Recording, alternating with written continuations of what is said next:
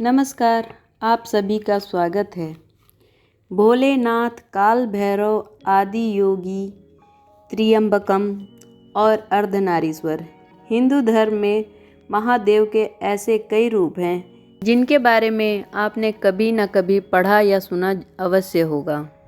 महादेव के हर रूप का अपना एक अलग मतलब होता है जो कुछ न कुछ बयां करता है।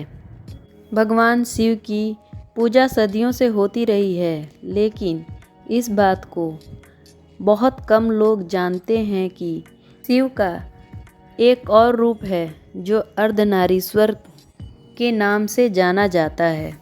दरअसल भगवान शिव ने यह रूप अपनी मर्जी से धारण किया था। वे इस रूप के जरिए लोगों को संदेश देना चाहते थे कि स्त्री और पुरुष समान हैं। भगवान शंकर के अर्धनारीश्वर अवतार में शिव का आधा शरीर तो स्त्री का है और आधा शरीर पुरुष का। शिव का यह अवतार स्त्री और पुरुष को समान दर्शाता है।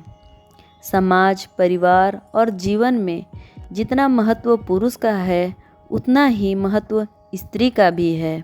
लेकिन शिव शंकर भोलेनाथ को अर्धनारीश्वर का रूप क्यों और किसके लिए लेना पड़ा, आइए जानते हैं। शिव पुराण में 8 संहिता है, जिनमें से एक संहिता है जिसका नाम है सत्य रुद्र संहिता। इसमें शिव के अर्धनारीश्वर रूप को लेकर एक कथा बताई गई है। आइए इस कथा के माध्यम से ही जानते हैं कि शिव को अर्धनारीश्वर का रूप क्यों लेना पड़ा। कहते हैं कि एक बार ब्रह्मा जी ने सृष्टि की रचना का काम समाप्त किया। तब उन्होंने देखा कि सृष्टि उन्होंने बनाई है जिसमें विकास की गति नहीं है। जितने पशु, पक्षी, कीट, पतंग की रचना उन्होंने की है, उनकी संख्या में कोई बढ़ोतरी नहीं हो रही है। इसे देख ब्रह्मा जी बहुत चिंतित हुए और अपनी चिंता को लेकर ब्रह्मा जी भगवान विष्णु के पास पहुँचे। तब भगवान विष्णु जी ने ब्रह्मा जी से कहा कि आप भगवान शिव की आराधना करें, वही कोई उपाय बताएंगे। जिसके बाद ब्रह्मा जी ने शिव जी की तपस्या शुरू कर दी। इससे प्रसन्न होकर शिव जी प्रकट हुए और ब्रह्मा जी को मैथुनी सृष्टि की रचना का आदेश दिया।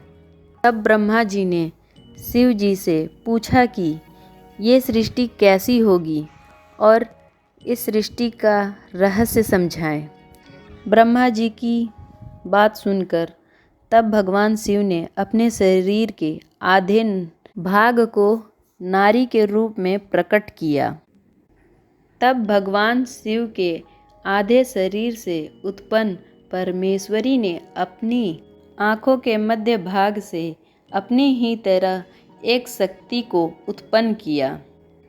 फिर उसके बाद माता शक्ति का यह रूप दक्ष के यहाँ पुत्री के रूप में जन्म लिया। उसके बाद से ही सृष्टि की शुरुआत हुई। भगवान शिव के अर्धनारीश्वर रूप से ही सृष्टि का संचालन हो पाया। ऐसे और रोचक जानकारी के लिए मेरे चैनल को लाइक करें और सब्सक्राइब करना ना भूलें। धन्यवाद।